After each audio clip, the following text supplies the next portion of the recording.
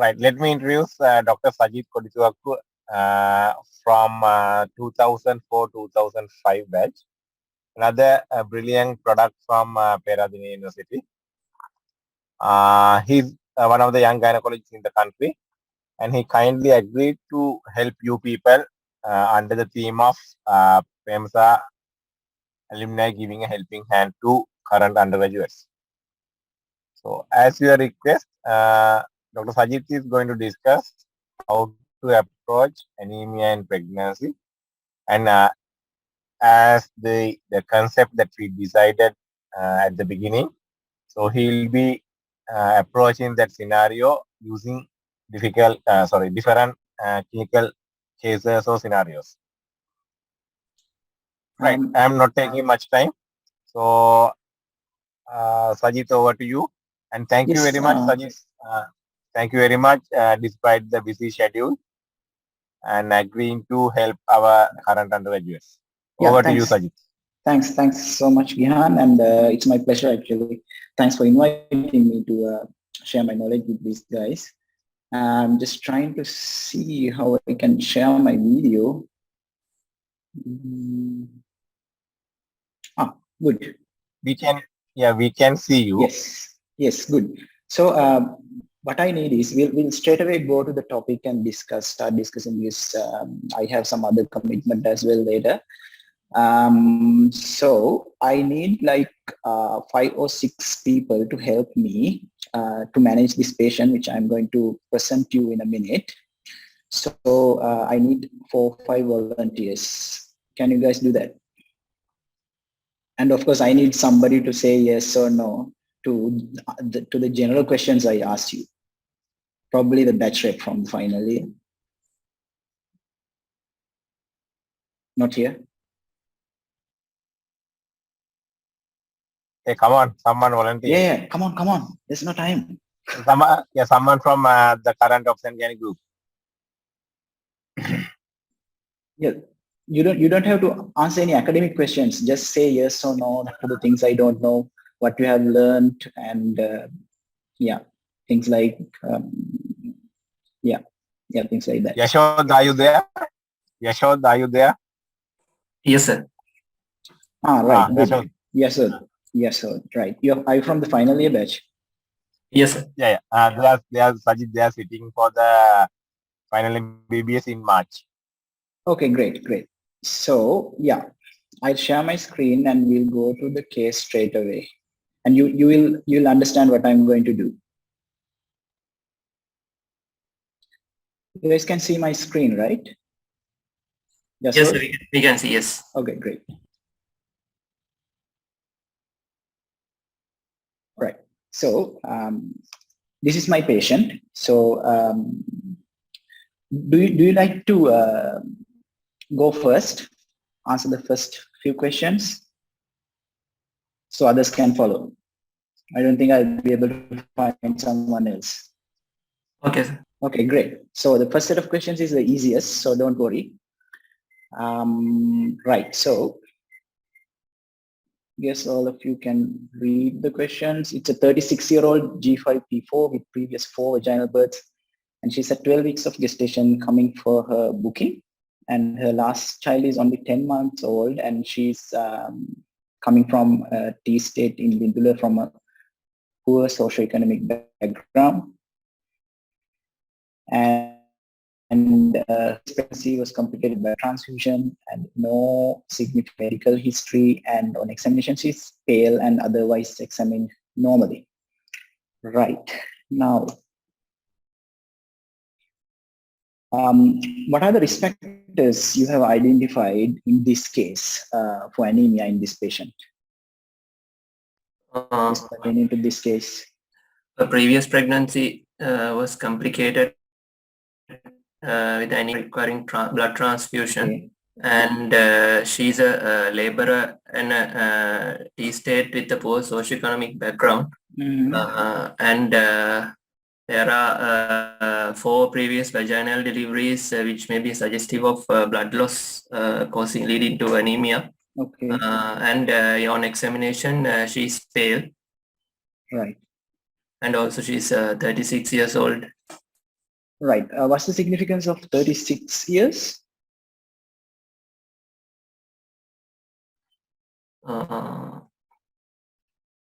With the age, yeah, you think it's advanced maternal age, 36?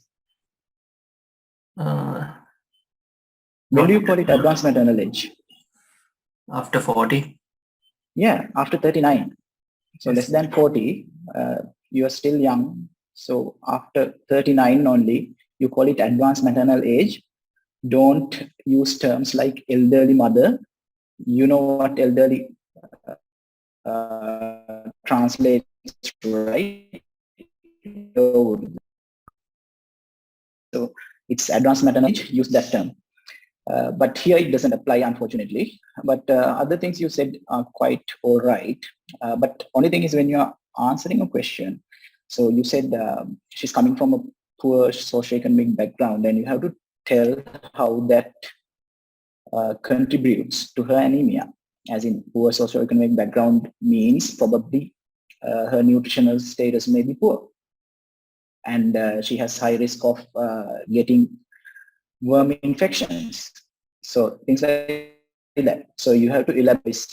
The thing is, examiners will not read mind. So you always have to elaborate answers. Get it? Yes, sir. Yeah, good. And yes, she had previous. So is she a grand? No.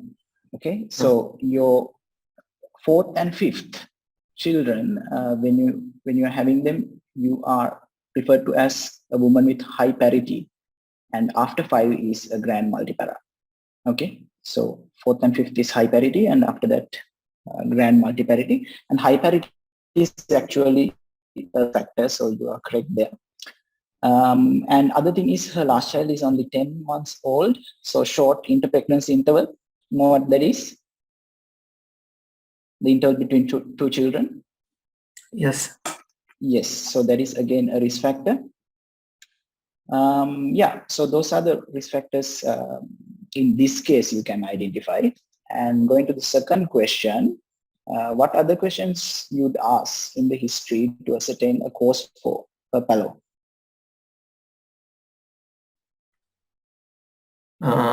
We can ask about her dietary history. Yes, good. What else? And in a previous pregnancy, whether there's any postpartum hemorrhage leading to excessive blood loss, and okay, so any form of blood loss basically. So if she's bleeding ER, excessive menstrual flow, anything, any form of chronic bleeding. Okay, go ahead.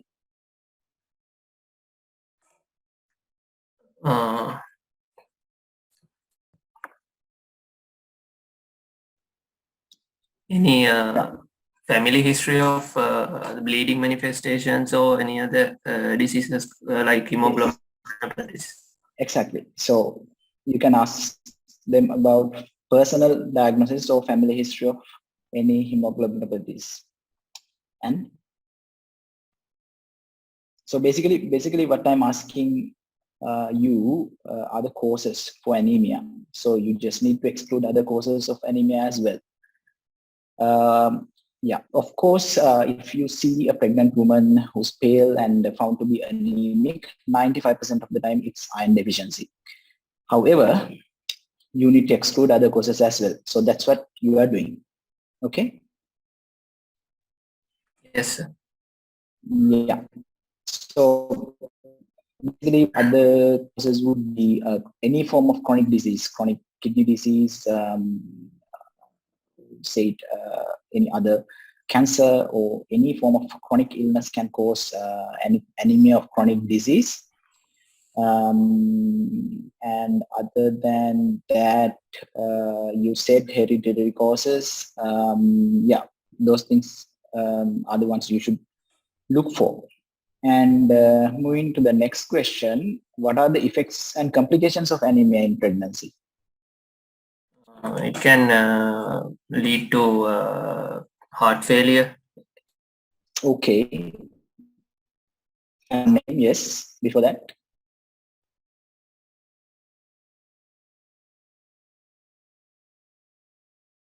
All right. So when you ask about complications in pregnancy, always think about the baby as well. So there could be maternal and fetal complications. You were talking about heart failure in the mother, right? Yes, sir. Yes. Okay. So yeah, we have a slide on that. We'll go to that. And the last question: how and when do you screen for anemia in pregnancy? In the sense, what test you order and at which gestation? At the booking visit, we have to see the full blood count for the hemoglobin levels and the red cell count and the red cell indices to check whether it's having iron deficiency, anemia, or any other bleeding disorders. And then following that, we can go for a blood picture to confirm the iron deficiency, anemia. Yes. And at 28 weeks also we can repeat the hemoglobin level. Right. Good. So you usually don't order blood pictures. So the question asks about screening for anemia. So your answer should be full blood examination or your full blood count at booking visit and at 28 weeks. Okay? Okay. Yes. All right. Let's see what I gathered. Right. So, yeah. So like I said, the main cause for anemia, not only in Sri Lanka, worldwide, is nutritional and nutrients, it's iron. The most common cause is iron deficiency. And in addition to that, like I said, other nutritional deficiencies could also be there, maybe coexisting, like folate and vitamin B12. And that's why you should always ask them about their dietary habits and also things like any malabsorption syndromes and any bowel surgeries and things like that. Anything which contributes to malabsorption. And also you said hereditary hemolytic anemias like thalassemia, hereditary spherocytosis, and acquired hemolytic anemias and hemorrhages we discussed, and chronic diseases. These are the examples we discussed. And in pregnancy, particularly, if it's a multifetal gestation like twins or triplets, if it's a teenage pregnancy, if it's high parity, we discussed, and if the interpregnancy interval is short, again, there are risk factors for these women to get anemia. Then, effects of anemia. So like I said, try to divide it between the fetus. So the mother, in one extreme, you said they can get heart failure, very correct. And before that, they'll be symptomatic. They'll be tired, dizzy, might complain of palpitations, lethargy, sleep disturbances, and things like that. And also, anemia is a risk factor for PPH. And also, if the hemoglobin level is already... Sorry, what was that? Somebody has put somebody's mic is on. Yeah, that's okay. I think we can continue. Yeah, so what you need to know is PPH is a major cause of maternal mortality worldwide. So it's anemia is a risk factor for that. So you should always diagnose and correct it by the time they come for the delivery. So fetal effects, they can have IUGR or low birth weight, and with IUGR, always preterm birth goes hand in hand. I think you know that. Let's say with preeclampsia or gestational hypertension, you get IUGR. Preterm birth is like an invariable complication, maybe spontaneous, so mostly iatrogenic. So if someone asks you about complications of something, and if an IUGR is an answer, preterm birth will invariably be an answer. So remember that as well. And severe maternal anemia in the third trimester can cause neonatal iron deficiency. This is like a controversial point. You probably shouldn't take this as a yes for your MCQs, because most evidence show that neonatal iron metabolism is independent of maternal iron status. So if the mother has like severe anemia or severe iron deficiency in the third trimester, the neonate might be anemic and low in iron soon after birth, but they will compensate soon after. Right. Then, when do you screen for anemia? You answered correctly. You have to do a full blood examination at booking and at 28 weeks. And of course, if we have identified any risk factors for them to develop anemia, you should do another additional full blood count at 20 to 24 weeks, like late second trimester. Yeah, so that's the answer for that. And who's the second volunteer? Come on, quickly.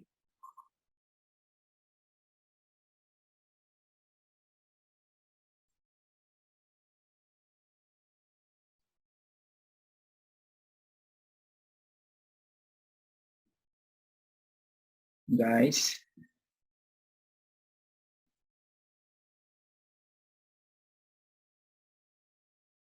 Right.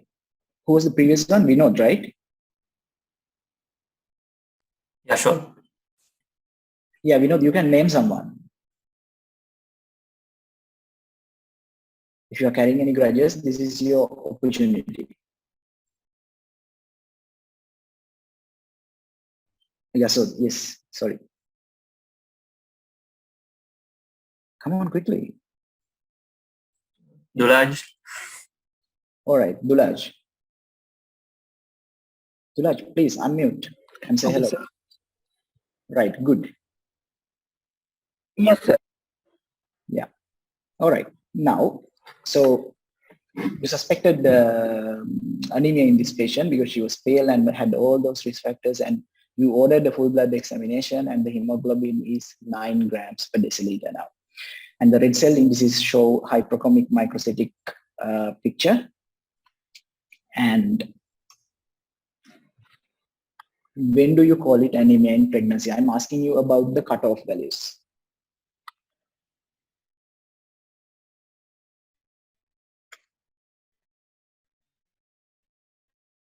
Are you there?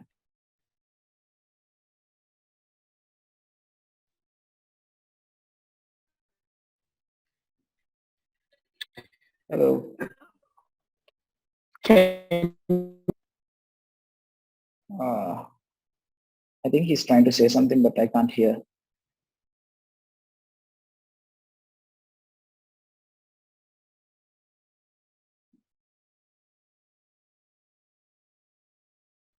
Hello. Yeah, I can hear you. Go ahead.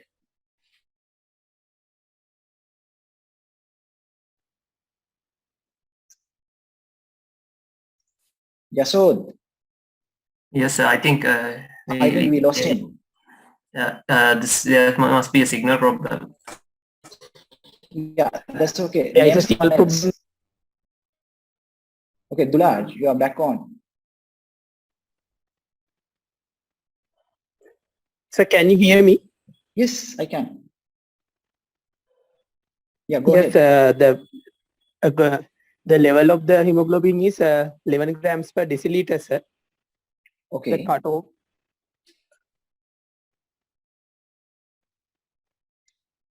I think we keep losing him.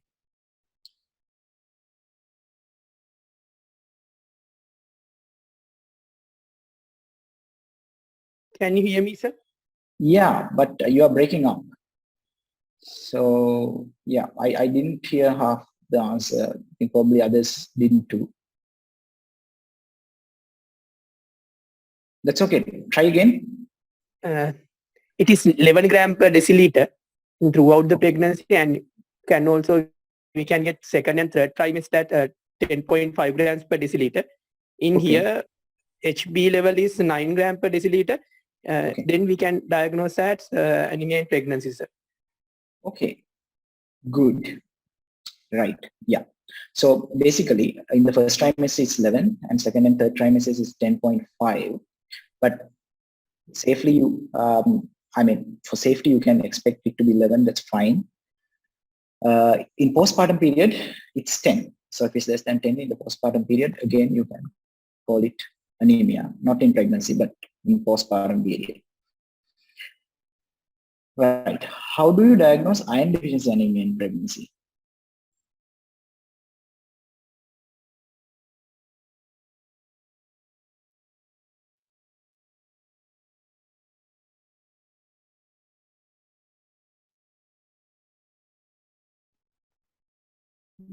Yeah. Did you lose him again? In the second, sir, the iron deficiency anemia can be diagnosed with the blood picture. Then secondly, we can get for blood picture. And can you hear me, sir? Yeah, I can hear you. Blood picture. According to this, there is a hypochromic microcytic red cells were there, and also we can see some pencil cells and also anisocytosis. Other than that, we can go for iron studies to diagnose whether this is iron deficiency anemia. Okay, so basically, you go for a blood picture straight away. First, we have to do the full blood count. Yeah, and we've done that. According to that, we can go with red cell indices, MCV, MCHC, and the hemoglobin level. According to that, we can diagnose whether it is a microcytic or macrocytic anemia or normocytic anemia. And according to the full blood count, and then we can go for blood picture. And with the blood picture, we can get idea whether there is any related iron deficiency there. If there is iron deficiency, most probably in the blood picture, there should be a pencil cells, anisocytosis, and poikilocytosis, etc. And with that, we can confirm with the iron study, serum iron studies. Right. So I'm going to stop you there. Yeah, that is not how we diagnose iron deficiency anemia in pregnancy. Like what you said, haphazardly may be okay, but that's not the order in which we go by. Okay. Right. So we will come to that slide, and let's try and answer the next question as well before we go there. Okay. How do you categorize the severity of anemia in pregnancy?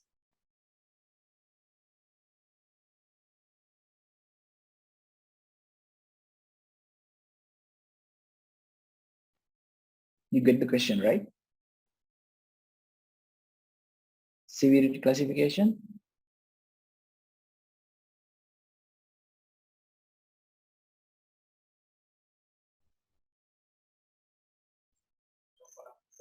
So severity can be categorized according to the hemoglobin levels. Yeah. How do you do that? If the hemoglobin level is between 10 and 10.9, it is mild anemia. If it is between 7 and 10, it is moderate. And if it is less than 7, it is severe anemia. Yeah, correct. Correct. So, yeah, this is what you said. How to diagnose and the severity classification, exactly right. So, not going to waste time on that. Right. So, iron deficiency anemia in pregnancy. So, once you see the full blood examination with the red cell indices, you can get an idea as to what kind of anemia this is, right? So, you can see the red cell volume. You can see if it's microcytic or microcytic or macrocytic, or also you can see if it's hypochromic and things like that, and you can get an idea as to what kind of anemia this is. So you can suspect iron deficiency anemia from the red cell indices. Then what you do is, like I said, 95% of the time it's iron deficiency. So as a diagnostic test, you give a trial of oral iron. Get it? And if they respond well to a trial of oral iron, you can confirm it's iron deficiency anemia. No further investigations necessary. Not because we are running on a budget in Sri Lanka. Everywhere else, even in other countries, it's the same. So if you suspect iron deficiency anemia, you give a trial of iron. And if they respond well, you diagnose iron deficiency anemia. That's it. No blood picture, no hematology referral, nothing. Get it? And you don't have to order iron studies as well.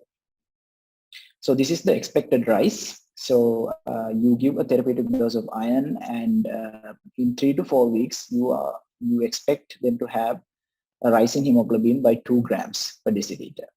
You should be able to appreciate an improvement by 2 weeks. So, but they never say it's 1 gram in 2 weeks. What they say is there should be a reticulocytosis or immature red cell formation. You'll be able to demonstrate in 2 weeks. Right. And yeah, like it's said here, you can try it even in the field setting. You don't need that much of facilities to do this diagnostic test. Right. Okay. So yeah, who's the third one? Now, who answered? Jayama. Is that right? Yes, sir. Yeah, you can name the third person to answer. Come on, quickly.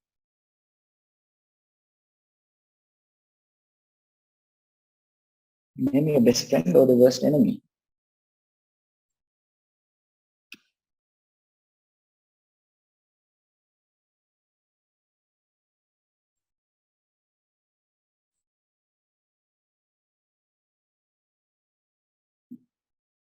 You don't have one?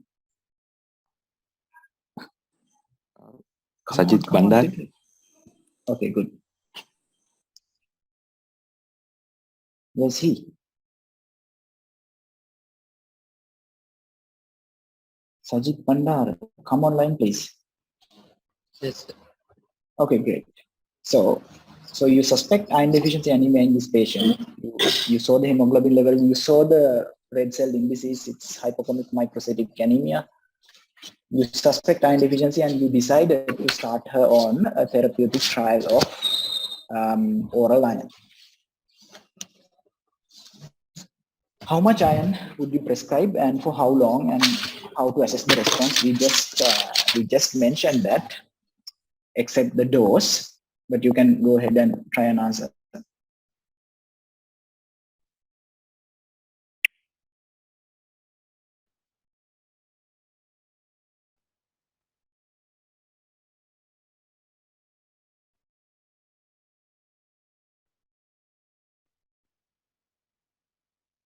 Sajith, are you there?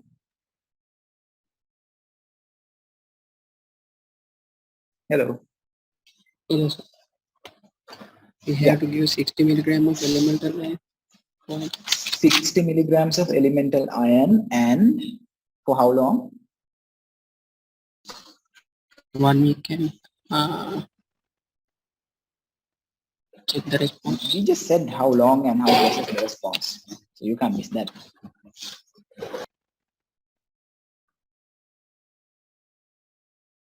Yeah, it's 4 weeks, okay? 4 weeks, and you repeat the full blood count and see if there's a satisfactory response, which is a rise by 2 grams per deciliter. Okay? So you Yes, have to say yes. yes. Then we have to continue it for 2 months. 3 months. Continue 2 months. 3 months. Okay, 3 months thereafter to replenish the iron stores. Is that Yes. right? Okay, good. Yes. Yeah, good. How do you advise this woman on taking oral iron? What advices would you give? What are the things you are going to say on starting them on oral iron?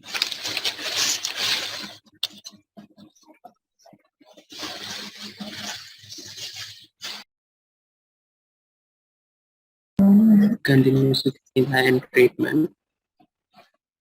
And Continue treatment. You have to be a dietary little advice. louder. You have to be a little louder, Sajith. Continuously taking the iron treatment. Okay. And she has to take the food rich in iron also. Fine. And she has to avoid the foods which reduce the iron absorption. Okay. And she has to not take the iron tablet. I think you need to come closer to the mic.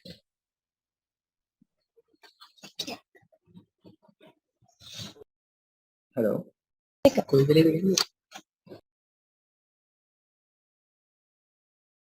Yes. Sajith, are you still there? Hello. Yes. Okay. Good. Right. Fine. Yes. Okay. We'll see. Yeah. Anything else? She has to Anything take the else? iron tablet and the calcium tablet separately. Iron and calcium. Yes. Okay. Fine. And vitamins we can be given to increase the iron absorption. Sorry. Again. You need to speak a little louder.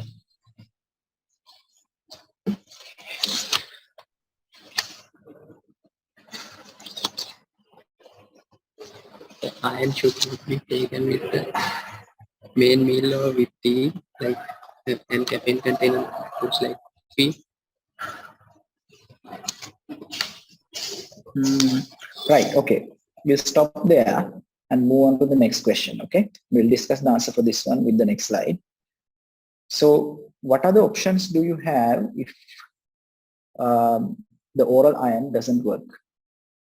So this woman is anemic. So you wanted to try oral iron. Let's say for some reason she didn't take it. Or if it's not working, what other options do you have to optimize her hemoglobin level? We can double the dose of oral iron. She's not taking iron. You haven't advised her well enough. But we need to optimize her hemoglobin. What other options we have other than oral iron? We have to give. We can use intravenous iron therapy. Parenteral iron. Yeah, parenteral iron. What else?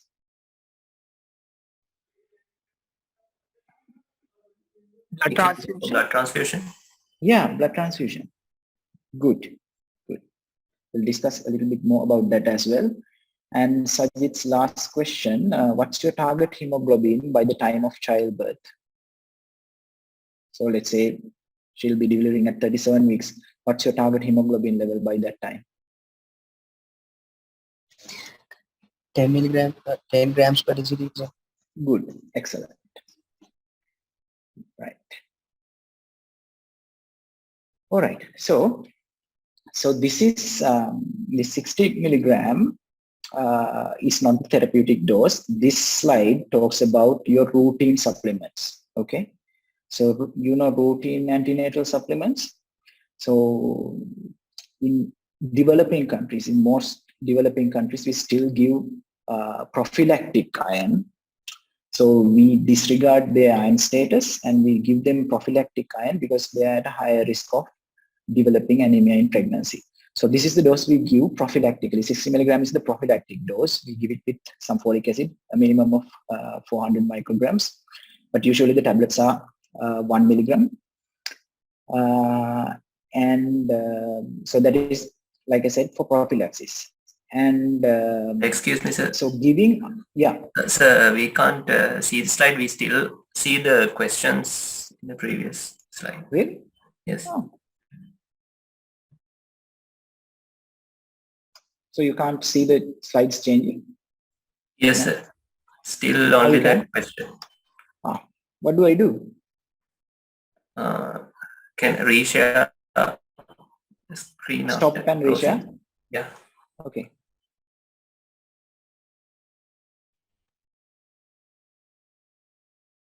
What about now? Still the same? Still the same, sir. So hold on.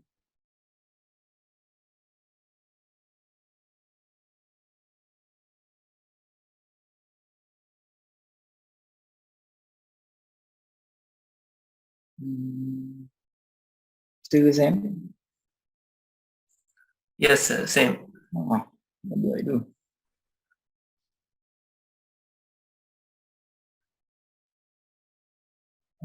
What about now? Now, okay, sir. All right, Now, great. okay, sir. Great. Okay, fine. Now it is okay, sir. Okay, thanks. Great. So, yeah, we were talking about routine supplements. Okay, so this slide talks about routine supplements on the therapeutic. So that I think you followed. So, and the next point is when to start iron. So this is again a bit of a controversial point because most evidence show that oral iron at prophylactic doses especially, it doesn't cause any teratogenic effects in the baby. But parenteral iron, of course, is contraindicated in the first trimester because it can cause teratogenic effects.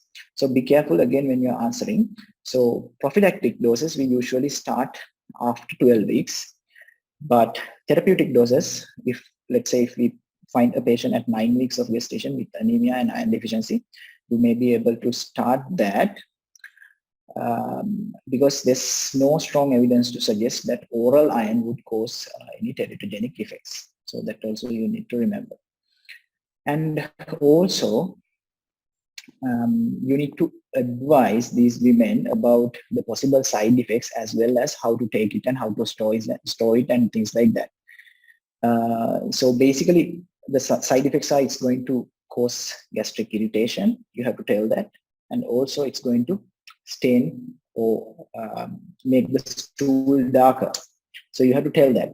Otherwise, what happens is you start the iron supplement today, the woman goes home and take it, and next day the stool is dark and she's going to stop it. Or next day she's going to get some gastritis and she's going to stop it. So that's why you should tell the patient. So those are the advices you should give. The other thing is storing iron.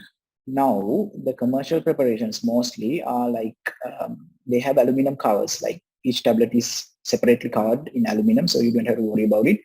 But otherwise you will have to keep it in a cold and dark place, usually given in like this brownish, like dark bottles. And that has to be taken with a tablet of vitamin C, usually 50 milligrams vitamin C tablets. You know why? It increases the absorption of iron in the gut. And the other thing you should tell them is either to take this iron tablet early in the morning, empty stomach, like your thyroxine tablets, levothyroxine tablets, or after 2 meals from a meal. Because if there's food in the stomach, iron is not going to get absorbed effectively. So all these things you should tell the patient, because if you don't tell again, what happens is they will take it after a meal because it's comfortable for them. It will not cause any gastric irritation. But you will not see any improvement in the hemoglobin or the iron status. So you have to tell all these when you are prescribing iron to a woman. Okay? Right. So that is one. And this is about therapeutic iron. So the therapeutic doses range from 100 to 200. So that's what you say by double or triple dose of iron. So because this preparation you find in the hospitals, it contains only 60 milligrams of elemental iron. So you'll have to give two tablets or 3 tablets sometimes to get this expected therapeutic dose of iron. But there are enough commercial preparations now with this dose of iron on them, like in 1 tablet. So you have to remember that as well. So if you are giving this, what you have in the hospital, ferrous sulfate, right? So this ferrous sulfate from what they get from the clinic, you have to ask them to take 2 or 3 tablets. If they are taking something else, you have to check how much elemental iron this tablet contains and then prescribe. So rather than telling double dose or triple dose iron, you can tell how many milligrams they need. Okay? Yeah. Right. And the other thing is the serum ferritin level.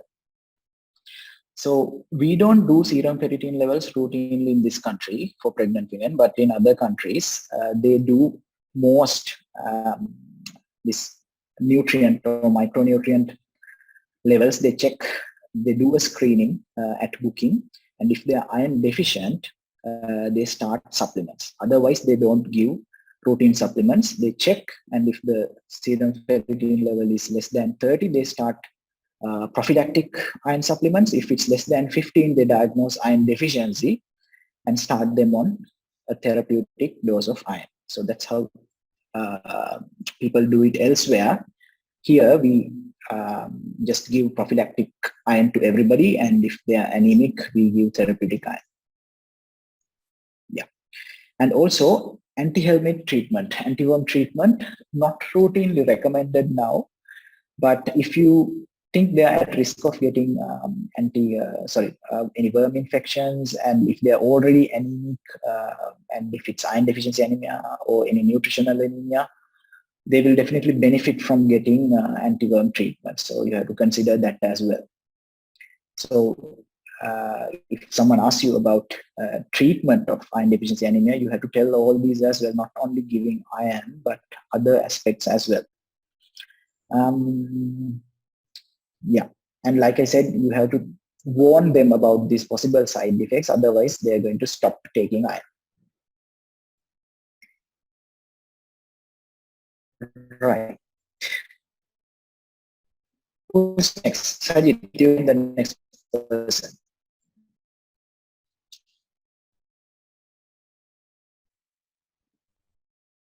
Sajith, are you there? Yes, sir. Yeah, you can name someone quickly.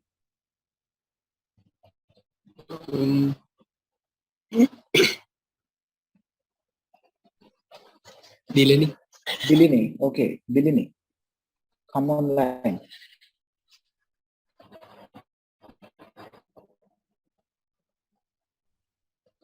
Where is she? Come on quickly.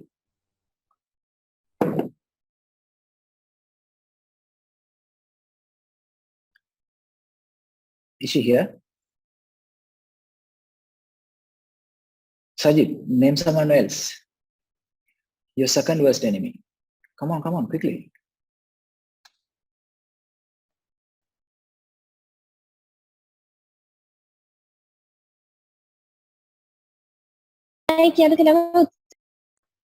Sajith. Who? Rajita. Sajith. Rajita, please unmute. Sajith. Yes, sir. Kajit. Okay, good.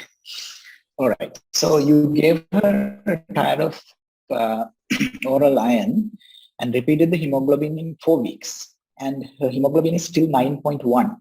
How do you proceed? So first, I will check her compliance. Whether she took the. Yeah, go ahead. Then sir ask about how did she take, whether it is take with coffee, or ask about the how. Then after I exclude the compliance and dietary history, I will go for the further investigation. So yeah, what are the further investigations? I will go for the blood picture, sir. Great. Yes. And to exclude the other differential diagnosis, maybe most probably thalassemia trait. Yeah. Okay. Blood picture will suggest all that.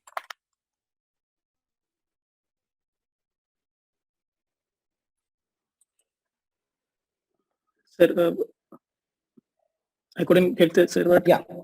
Yeah. I mean, you do a blood picture and you look for all those other things, and then. Then, sir, I will do the.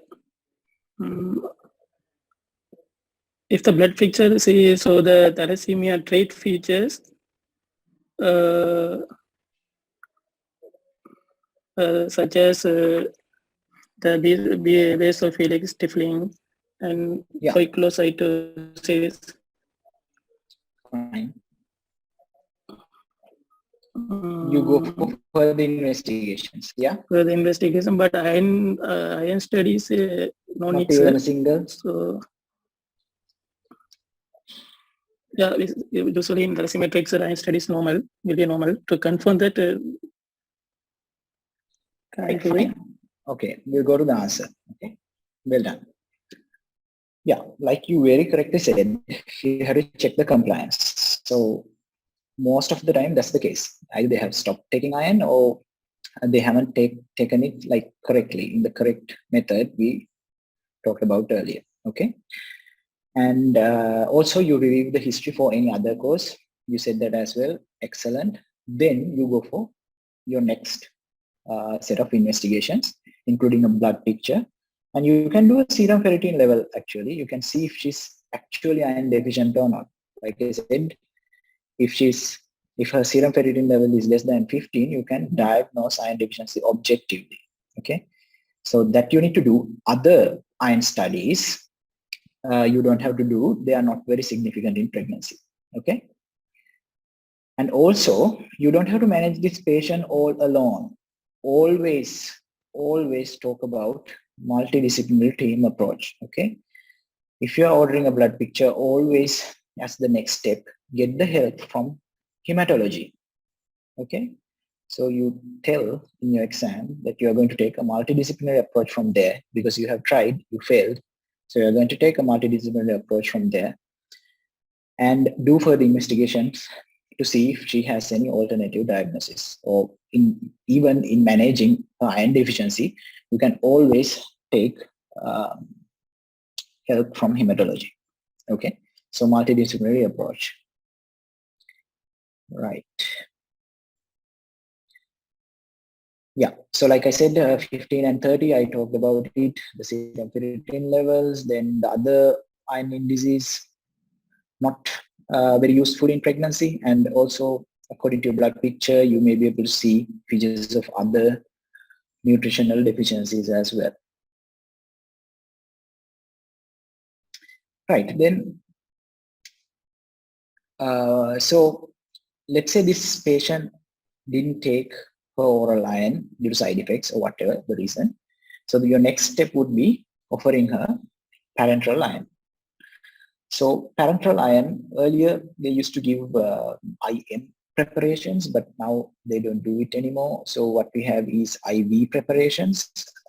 In hospital setting, what we have is something called iron sucrose. So you have to calculate the dose according to their body weight and the hemoglobin deficit, and it's a very complicated equation. You don't have to remember that. So it's available in all the hospitals. So what you need to say is you are going to follow the equation and calculate the correct dose, get help from hematology regarding the dosing as well, and then give IV iron to this patient. Right, and there are better preparations. So iron sucrose, it's a headache to give because you need to give like so many bottles of iron sucrose to get your target level. But there are better preparations like iron carboxymaltose. I haven't seen it here in public sector. It's very easy to give, just one injection, 15 minutes, and it's done. So just remember a few of those. And what are the problems with parenteral iron? So one of the major concerns is reactions. So they can get severe allergy or anaphylaxis with parenteral iron. The other thing is if it extravasate, it can cause permanent staining of the skin or tattooing of the skin. That's a huge problem if it extravasates. So you have to remember that as well. Right. And what about your other option, blood transfusion? So blood transfusion, we reserve for few indications. If the hemoglobin is less than 7, or if they have severe form of anemia, you invariably have to give blood because long-standing severe anemia can cause heart failure. We don't want that. So the heart is already in a lot of strain during pregnancy. We don't want to strain the heart anymore. So we transfuse and optimize up to 10 if the woman's having severe anemia. And the other instance would be if the patient has an acute bleed with already low hemoglobin level, you can transfuse. And if oral iron and parenteral iron both didn't work, you can consider transfusion. And also, if the patient is very much close to childbirth, if we don't have enough time to supplement orally or parenterally and increase her iron status and hemoglobin level, if you don't have enough time, again, you can consider blood transfusion. Yeah. So the biggest concern about blood transfusion is it introduces these various major and minor antigens and cause alloimmunization. So we don't want that because it can affect future pregnancies and future transfusions and things like that. So that's why we try to avoid blood transfusions as much as possible. But if they really need it, we are not hesitated to give a transfusion as well. Right, that's about blood transfusion. And what about erythropoietin? You might have heard about giving erythropoietin to improve hemoglobin level. There's no place for erythropoietin in anemia in pregnancy except in renal anemia, the kind of anemia these patients with chronic renal disease get due to erythropoietin deficiency. Right. Okay. Kajidan, you can nominate someone.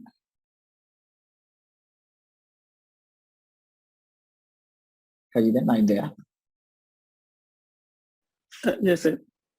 Yeah. Name someone. Doji. Doji. Okay.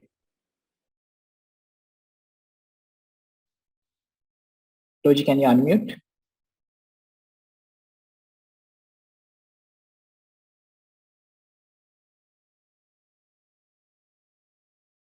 Where is he?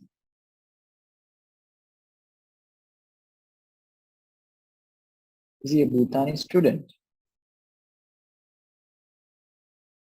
Kajigan? Yes, sir. Yeah. Yeah, we had a Doji in our batch as well.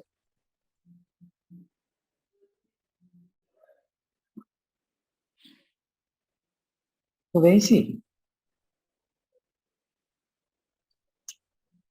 All right. If he's not coming online, you can name someone else. Bhagya. Bhagya. Okay. Bhagya, can you please take this question and help me manage this patient?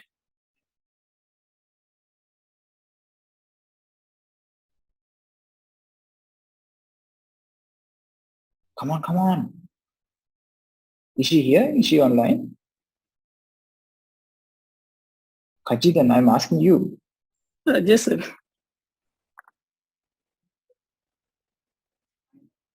Yes, Bhagya, come online, please. This is like the easiest question. Maybe the last one, I don't remember.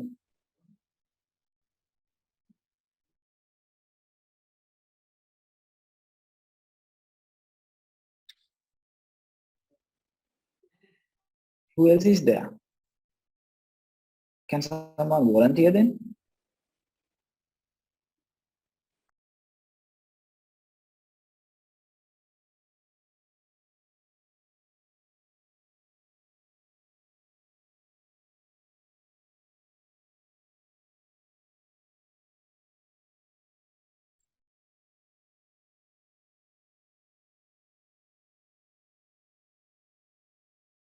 No names. Sir, we Okay. don't have enough time Who's that? to correct. I'm Nuwani. Hello? Hello. Is that I'm Bhagya? Nuwani. No, sir. I'm Nuwani. Yeah, can't hear. What's your name? I'm Nuwani, sir. Nuwani. Ah, right. Great. I can see you now. Right. Nuwani, tell me, how are you going to manage this patient? So basically you optimize her hemoglobin level by 20 weeks. You gave her some parenteral iron, optimized it, convinced her to take oral iron, but still she was lost to follow up and presented in labor at 36 weeks and 3 days. She's 4 centimeters dilated. That means she's in active labor. Her urgent hemoglobin level was 9 grams per deciliter, how do you proceed? As there is no enough time to correct with iron, we have to transfuse blood. You have to transfuse blood. So she's in labor. You are going to transfuse some blood in the labor ward. Is that right?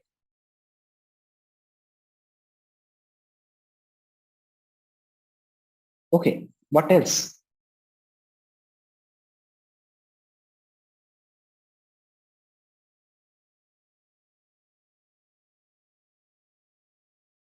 Yes. So she's in labor now.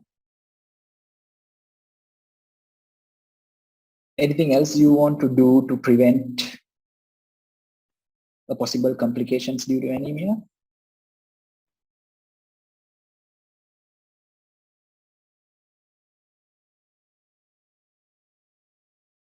Okay, fine. Active third Yeah. stage management. There you go.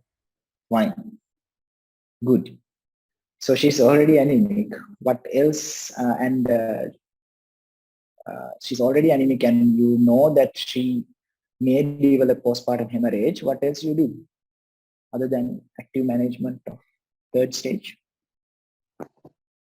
So we can start an oxytocin infusion.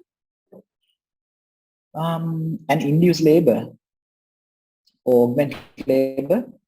Is that what you meant? No, sir. Following the delivery, after the. Okay. We have to carefully monitor for Yes. bleeding. We have to carefully. Okay. And how would you prepare for a major bleed or a postpartum hemorrhage? If they're at high risk, if anybody is at high risk of postpartum hemorrhage, how do you prepare? You just you don't just wait it to happen and do things now. You anticipate and prepare as well. That cross matching blood and inform the blood bank. Good. What else? Cannula? Does she need one?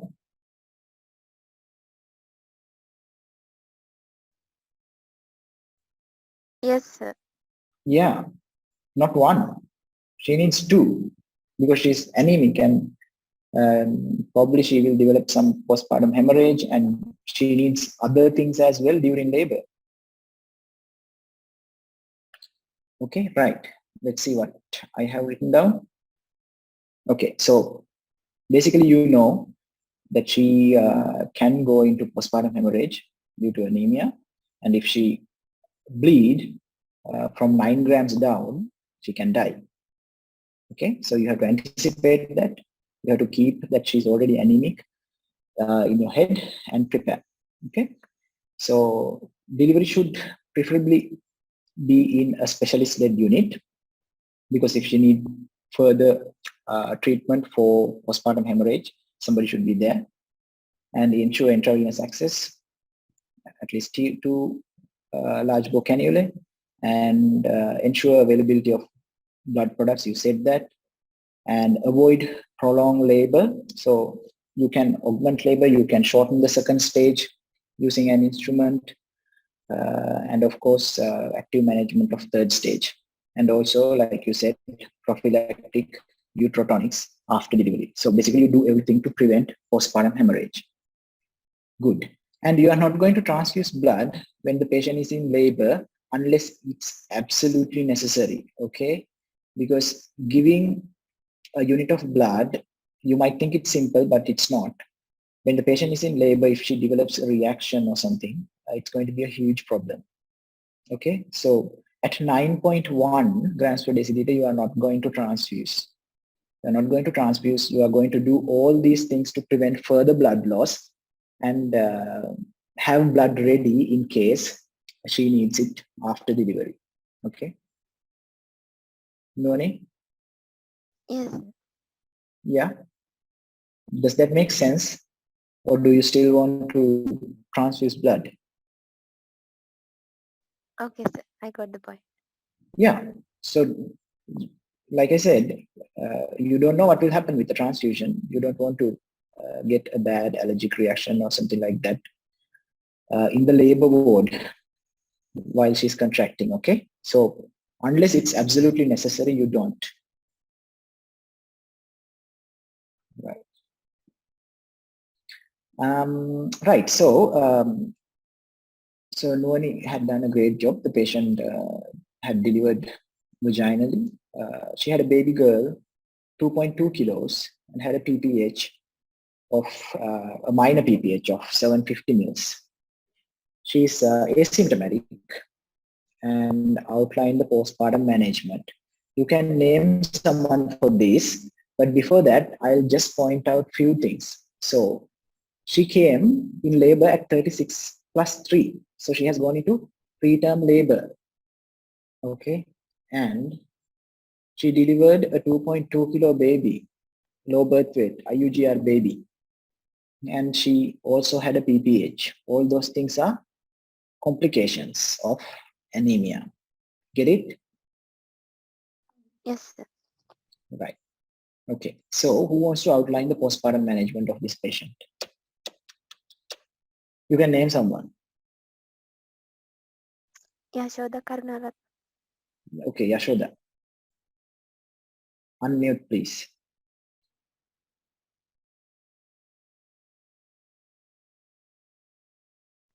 Come on.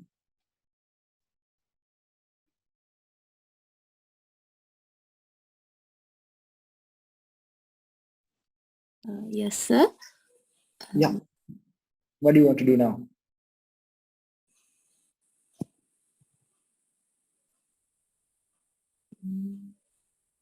So she was already low in hemoglobin and she bled. She's asymptomatic though. But what else you want to do in the postpartum period for this patient? We need to adequately hydrate the patient. Okay, good. We may, because there was a postpartum hemorrhage, I think we should transfuse blood. Do you want to check her hemoglobin level before that? Yes, sir. Yeah. Okay. And you opted transfusion over parenteral or oral iron. Why?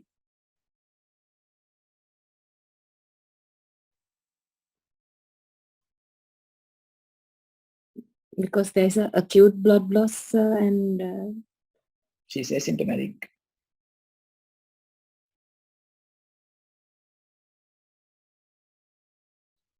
So she lost 750, but she has apparently compensated well. Yeah? Yes, sir. Okay. Let's see what I would do.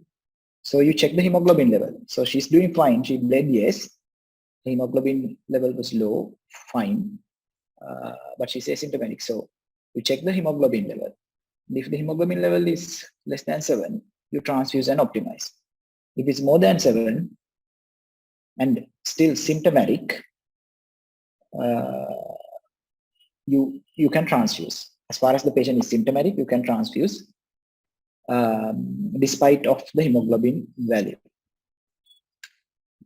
Anyway, if the hemoglobin level is more than 7 and if the patient is asymptomatic, you can give iron, preferably parenteral iron in this case because she was not very compliant with oral iron. And whenever you give parenteral iron, antenatally be it postnatally, whenever, you should ask them to continue oral iron for another 3 months or postpartum 6 weeks, whichever is longer, to replenish iron stores. So that also you should include in your answer. And the other thing, contraception. Yeah. So she has 5 children now.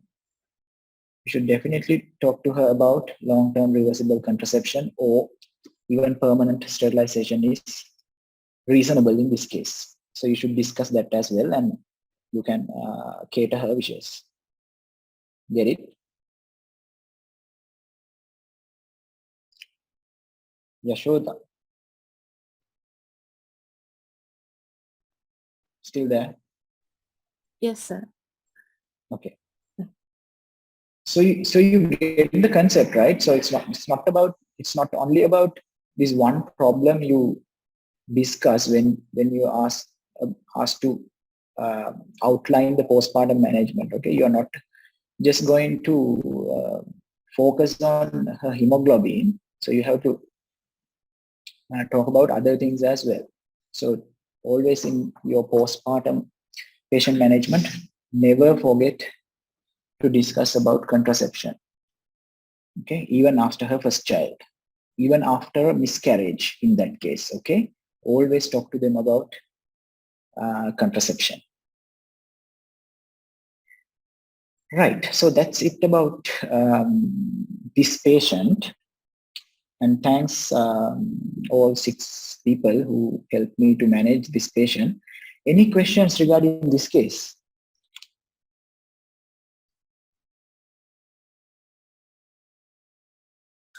Sir, can you please repeat about that the prophylactic and the therapeutic doses? Yes. Yeah.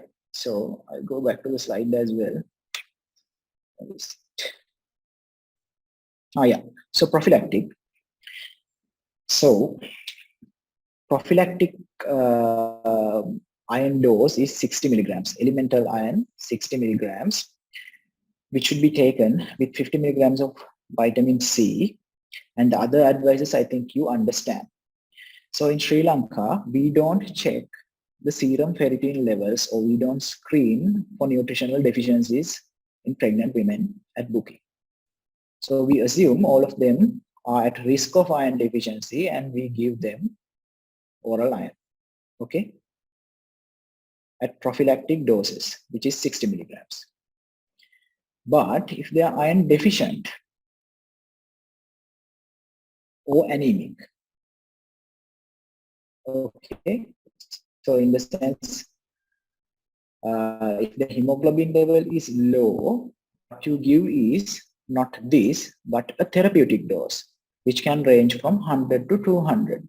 So generally 120 milligrams, that is what you get in 2 tablets of ferrous sulfate you find in public hospitals. Okay, get it? Okay, okay, sir. Yes, thank you, sir. Yeah, yeah. So what you usually give is 1 tablet, which is prophylactic, because our women are at risk of getting iron deficiency. If they are already iron deficient, which means if their serum ferritin level is less than 30, or if they are anemic, in the sense the hemoglobin level is less than 11, we give them double dose of iron.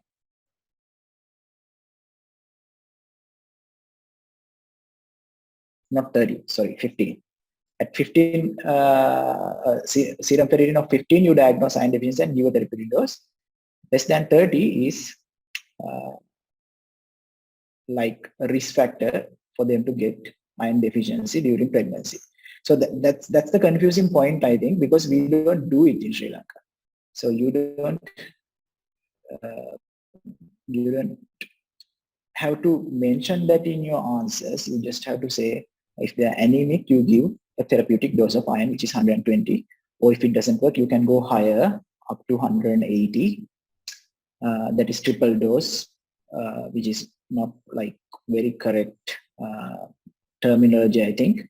But in milligrams, you can say 100 to 200 milligrams of elemental iron therapeutic dose. So don't get confused between the two. If you are checking the serum ferritin levels, then you can go by serum ferritin levels. If it's less than 30, you start prophylactic dose. If it's less than 15, you diagnose iron deficiency and start a therapeutic dose. Get it? Yes, sir. So in that case, when we are doing the therapeutic trial to diagnose the anemia, we give 120. Yes. Yes. Okay. Yeah, that's what we do. Okay. So let's say we had to refer them to hematology because she's not responding to oral iron. So sometimes they prescribe this 180 milligrams or 3 tablets of iron dose. So that, of course, I usually don't do that by myself in my practice. If it goes there, I will definitely get help from hematology. There's no shame in mentioning that you are going to take help from relevant specialties, okay? So it's not about us, it's about the patient. So you have to provide optimum care for the patient. So you're definitely going to liaise with relevant specialties in managing any patient. So putting this blanket term MDT into your answer will definitely give you plus points, okay? So don't think that you are going to lose your face by mentioning that you are going to take help from someone else. Get it? Yes, sir. Yeah. Right. Any other questions?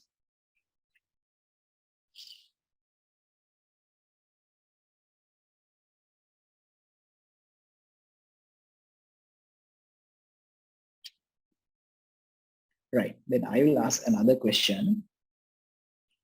So since she didn't respond to the trial of therapeutic iron, you ordered a blood picture. Who did? Kajitan ordered the blood picture, and that suggested to screen this patient for thalassemia. How do you proceed?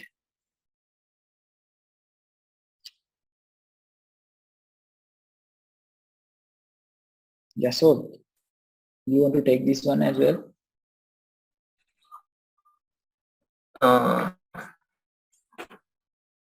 Have to confirm whether the patient is having thalassemia by doing the hemoglobin electrophoresis. Yeah. Any other test you can do? HB electrophoresis is correct.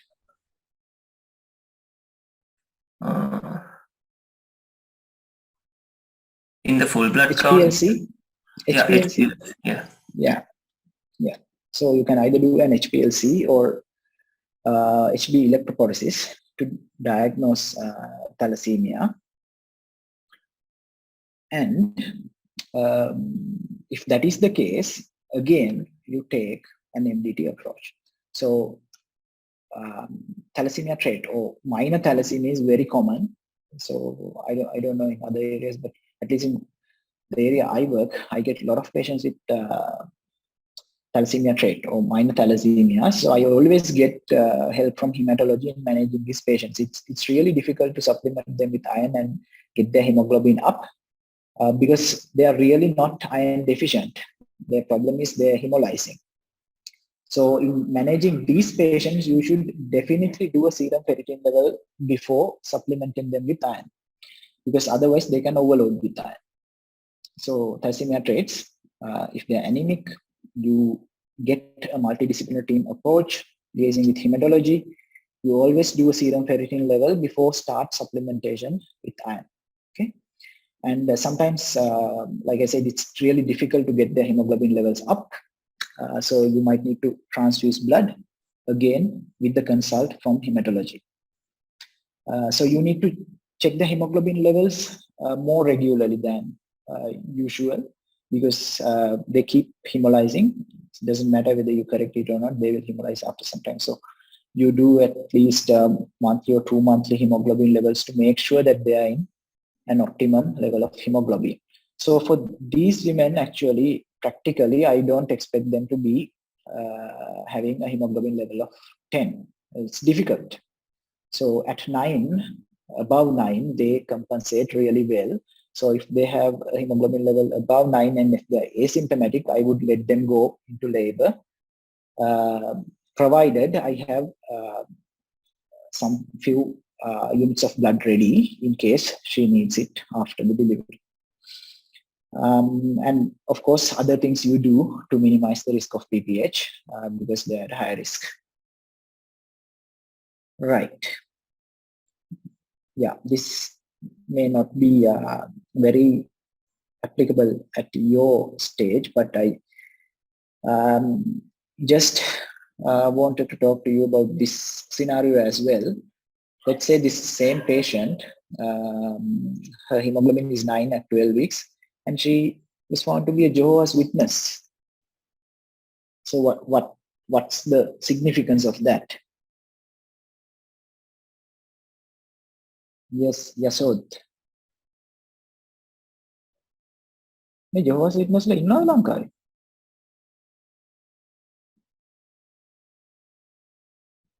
Yasod?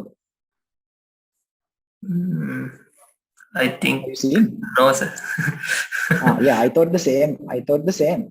Yeah, because there are enough Jehovah's Witnesses in Sri Lanka. They select few obstetricians and go to them. Okay, so they are there. Okay, you might find one. So the problem is Jehovah's Witness, they don't accept blood or blood products. So this blood transfusion is out in these patients. Okay, so even if they bleed and die, you can't transfuse. They usually come with an advance directive signed by a lawyer. So you can't transfuse. So you have to keep that in mind. So these patients, you have to look after very carefully.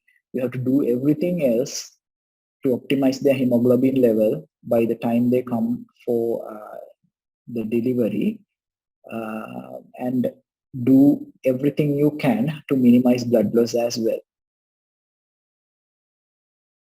Okay? Yes. So yeah, so it might come up even as a paper case, I don't know. So that is the importance of a Jehovah's Witness. Right, any other questions?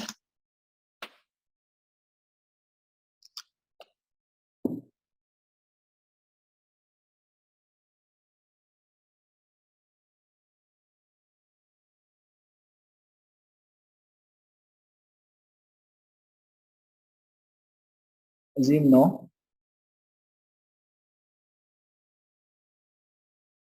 Yasod? You should speak for your friends. No questions, right? I think, sir. I think no more questions. Yeah, okay. Right, good. Then if you want, I can send through this presentation. Just let me know. Otherwise, yeah, I think we can finish then. Thanks very much, guys. I think So how can we get the slides? Yeah. Yeah, I don't know anybody from your batch. Put shall we send an email? Email, yes. Yeah. Okay. Yeah, send one of your emails and I'll send it. So okay, shall I put it in the chat, sir, email? Yeah.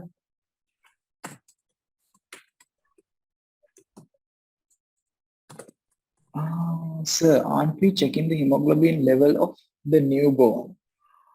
Well, like I said, if the mother is severely anemic in the 3rd trimester, you can, otherwise no indication. Because, like I said, neonatal or newborn iron metabolism is independent of maternal. Is YP official? Yes, sir. Yahoo.com. Yes. Let me copy that.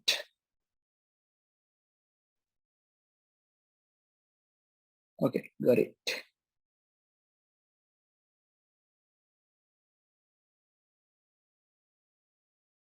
Yeah, I guess no. Yeah, then shall we stop? Thanks very much, guys, and have a good night.